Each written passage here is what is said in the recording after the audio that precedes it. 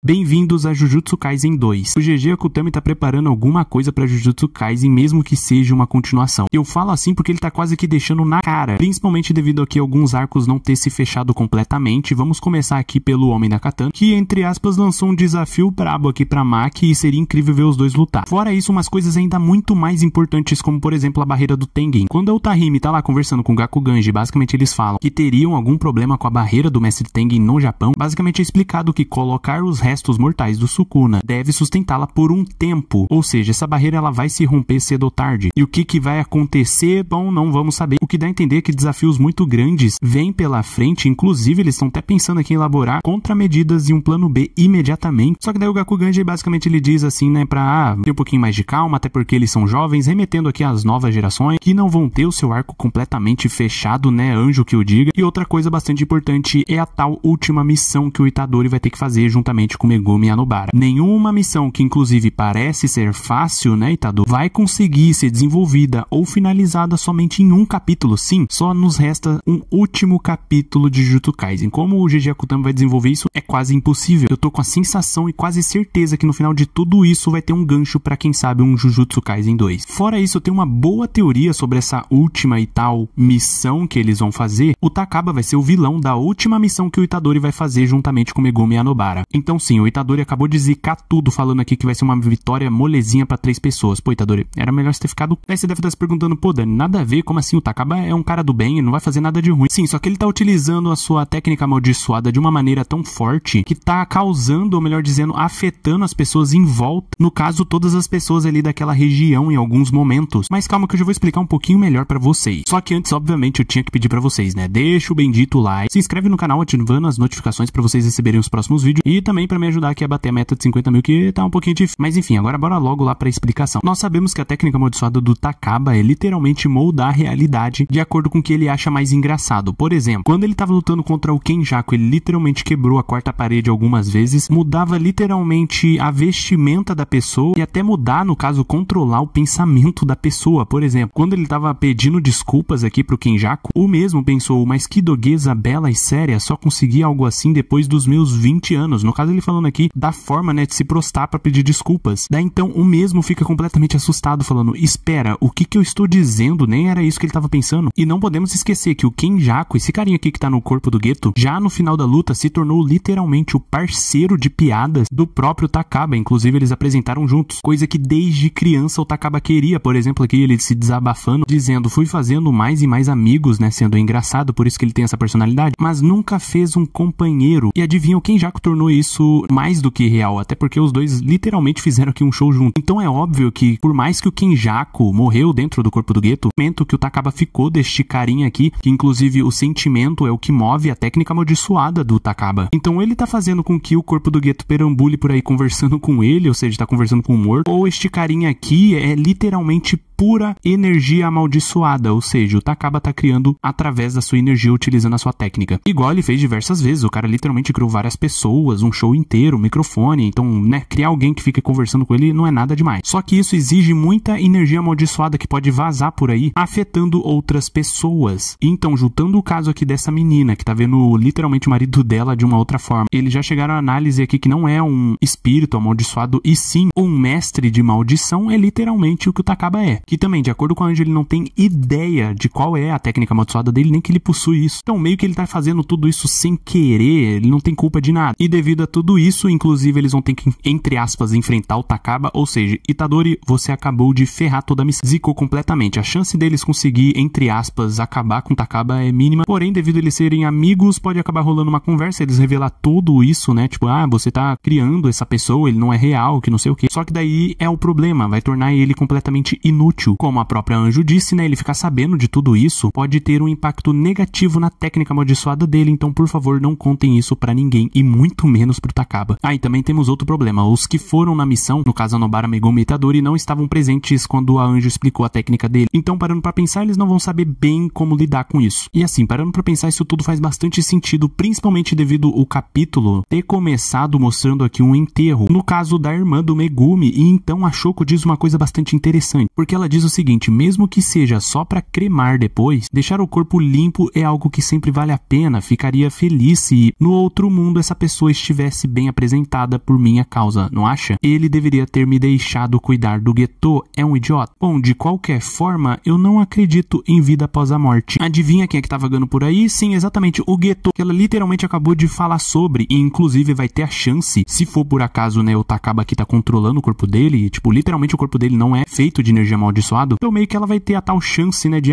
fazer um enterro, seja o que for, para o Geto. Mas enfim, isso tudo não passa de apenas uma teoria, mas eu fico até pensando que assim, imagine só o Itadori Megumi e a Nobara enfrentando o Takaba. E então no fim acaba revelando pra ele que meio que ele possui essa técnica amaldiçoada, etc. Inclusive a Anjo falou, né, que isso seria completamente algo negativo pra ele e pra sua técnica, que ia perder bastante efeito. Porém, imagine só se ele acaba dominando essa técnica. Bom, eu não acho que eu não preciso nem falar o porquê que isso seria incrível. Ele literalmente ia sair de um comediante qualquer pra simplesmente o maior feiticeiro Jujutsu da história. Porque ele sabendo de tudo isso e controlar sua técnica, ele não ia ter mais fraqueza, como por exemplo aquela lá, né, de ter um parceiro, etc. E até porque ele mesmo tem atualmente já o parceiro que ele quiser. Tomara só que esse parceiro não tente assassinar ele. Não que isso seja possível, né? Inclusive aquela vez que ele quase morreu afogado, basicamente eles estavam nadando em Fanta. Tipo, meteram uma propaganda aqui do nada. Mas enfim, quero saber de vocês se vocês gostaram, se faz sentido, se eu tô pirando na maior. Se por acaso é o corpo do Geto e o Takaba tá controlando ele, ou se não, seria somente um corpo feito de energia amaldiçoada. Inclusive, uma coisa que eu quero saber de vocês é se por acaso o Takaba dominasse completamente a sua técnica amaldiçoada. Vocês de fato, sem brincadeira nem nada, acham que ele se tornaria aqui o feiticeiro Jujutsu mais poderoso da história? Porque assim, na minha opinião, a técnica é completamente apelona. Energia amaldiçoada não falta pra ele, inclusive ele tá afetando uma região inteira devido à sua energia, supostamente, né? Até porque toda essa teoria tem que ficar aqui confirmada e tal. A única coisa que de fato faltaria é experiência, porque de resto tá tranquilo. Por fim é isso, deixa o like, se inscreve que não é inscrito e até a próxima.